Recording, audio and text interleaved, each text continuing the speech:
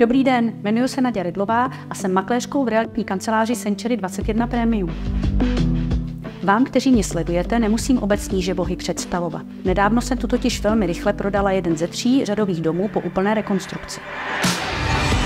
Nyní mám možnost představit vám další z nich. Krásný rodinný dům 3+1, taktéž po úplné rekonstrukci, s menší zahradou, malou terasou za domem.